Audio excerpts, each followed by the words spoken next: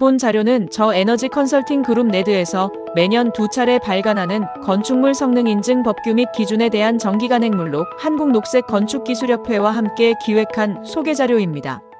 다음은 정기간행물의 목차이며 주요 개정된 사항은 빨간색으로 표시하였습니다. 이번 동영상에서는 정기간행물 제6장 친환경 및 에너지 관련 지자체별 기준 중 지자체별 기준을 한 번에 요약 정리한 개요와 서울특별시 기준에 대한 리뷰를 진행하겠습니다. 먼저 지자체별 친환경 및 에너지 관련 지자체 기준의 개요입니다.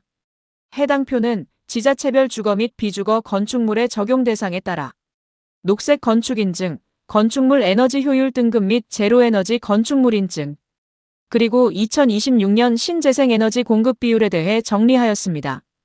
특히 각 지자체별 상단의 별표 표시는 제로에너지 건축물 인증 취득 시 신재생에너지 설치를 면제받을 수 있는 지자체를 의미합니다. 이번 정기간행물에서 변경된 사항을 간단히 살펴보겠습니다. 먼저 대전광역시는 주거 부문의 적용 대상이 추가되었으며 제로에너지 건축물 인증 5등급 의무 기준이 신설되었습니다. 광주광역시는 비주거 부문의 적용 대상이 변경 및 추가되었으며 적용 대상별 제로에너지 건축물 인증 4등급, 5등급 의무 기준이 신설되었습니다. 경상남도 또한 적용 대상이 추가되었으며 다 등급의 신재생 에너지 공급 비율 기준이 신설되었습니다. 그럼 지금부터 각 지자체별 세부 기준에 대해 순서대로 살펴보겠습니다. 먼저 서울특별시 녹색 건축물 설계 기준입니다. 녹색 건축물 조성 지원법 제14조에 따른 에너지 절약 계획서 제출 대상 건축물과 주택법 제15조에 따른 사업계획 승인 대상 공동주택을 대상으로 하며 적용 대상은 건축물의 용도와 규모에 따라 구분됩니다. 먼저 신축, 별동 증축, 전부 개축, 전부 재축, 이전의 경우 상단표와 같이 주거는 세대수, 비주거는 연면적에 따라 가부터 라등급으로 구분됩니다. 그리고 그 이외의 경우에는 중단표와 같이 전면 대수선, 수직 또는 수평 증축, 일부 개축, 일부 재축, 용도 변경, 건축물 대장의 기재 내용 변경, 전면 대수선에 해당하지 않는 대수선 등으로 구분되며 하단표에는 적용 대상의 구분을 위한 건축물의 용도 및 규모 산정 방법을 정리했습니다.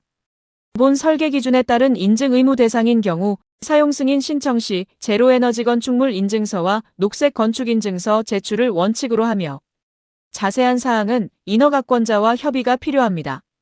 다음은 적용 기준으로 앞서 건축물의 용도와 규모에 따라 구분한 가나다 등급별 평가 내용 및 기준을 정리했습니다. 먼저 환경성능 부문에서는 녹색 건축 인증으로 평가하며 가등급은 우수 등급, 나등급은 우량 등급, 다등급은 일반 등급 이상을 만족해야 합니다. 에너지 성능 부문은 건축물 에너지 효율 등급 인증으로 평가하지만 2025년의 건축물 에너지 효율 등급은 제로에너지 건축물 인증으로 통합되어 인증 취득이 불가능합니다. 이에 제로에너지 건축물 인증 취득을 권장하고 있습니다. 에너지관리 부문은 에너지 모니터링 및 데이터 분석 기능을 평가하며 주거와 비주거별 기준을 제시하고 있습니다. 신재생에너지 부문은 공급 비율 기준을 준수해야 하며 2026년 기준으로 공공건축물은 36% 이상을 확보해야 합니다. 그리고 민간 건축물의 경우 주거는 가등급 11.5%, 나등급 11%, 다등급 10.5% 이상을 만족해야 하며 비주거는 가등급 15.5%, 나등급 14.5%, 다등급 13.5% 이상을 만족해야 합니다. 단, 제로에너지 건축물 인증을 취득한 경우에는 에너지 성능, 에너지 관리, 신재생 에너지 평가를 제외할 수 있으므로 참고 바랍니다. 다음은 적용 대상 라등급에 대한 평가 내용 및 기준입니다. 에너지 성능 부문은 건축물 에너지 효율 2등급 또는 EPI 기준을 선택하여 적용할 수 있으며 EPI 기준을 선택할 경우 상단의 표와 같이 건축 및 기계 부문의 평가 항목에서 각 기준 이상의 점수를 취득해야 합니다. 하단에는 신재생 에너지 부문의 별표의 건축물 태양광 설비 설계 기준을 정리하였습니다. 발전 효율, 디자인, 안전, 유지 관리 등을 향상시키기 위해 공통사항, 수직형 설비, 수평형 설비로 구분하여 기준이 수립되어 있으니 태양광 설비 계획 시 반드시 참고하시기 바랍니다. 다음은 신재생에너지 부문의 별표 1, 신재생에너지 대체 비율 기준입니다. 먼저 성능 대체 비율로 건축물의 1차 에너지 소요량이 기준값보다 낮은 경우 그 차이값에 따라 신재생 에너지 공급 의무 비율을 일부 완화하여 적용할 수 있습니다. 주거는 1차 에너지 소요량 차이값 10당, 대체 비율 0.25%포인트씩 대체 인정되며 비주거는 1차 에너지 소요량 차이값 15당, 대체 비율 0.5%포인트씩 대체 인정받을 수 있습니다. 또한 대지 외부에 신재생 에너지 설비를 설치하는 경우에도 대체 비율로 인정받을 수 있으니 참고 바랍니다. 다음은 신재생 에너지 부문의 별표 3, 건축물의 지열수열 설비 설계 기준입니다. 적용 대상은 연면적 합계 3만 제곱미터 이상의 비주거 건물로 지하개발 면적의 50% 이상 지열 설비를 설치하거나 신재생에너지 의무 설치 비율의 50% 이상을 지열, 수열, 공기열로 설치해야 합니다. 단, 제로에너지 건축물 인증을 취득한 경우 면제받을 수 있으며 의무 기준을 준수하기 어려운 경우에는 재생열자문위원회를 통해 기준 완화 또는 면제가 가능합니다. 추가로 서울시는 2026년 재생열 도입 활성화를 위해 지열, 수열 설치 용량에 따른 공사비 일부를 지원하는 사업을 공고하였으며 하단 내용을 참고 바랍니다. 다음은 서울특별시 저영향개발 사전협의 기준입니다.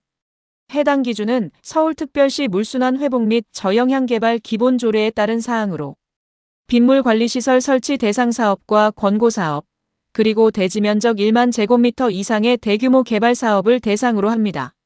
사전협의 시에는 사업 일반 현황과 빗물관리시설의 재원, 수량, 상세도면 및 배치 계획도, 빗물관리 대책량 및 적용 근거, 유출하수 처리 또는 이용 함양을 위한 계획을 검토합니다.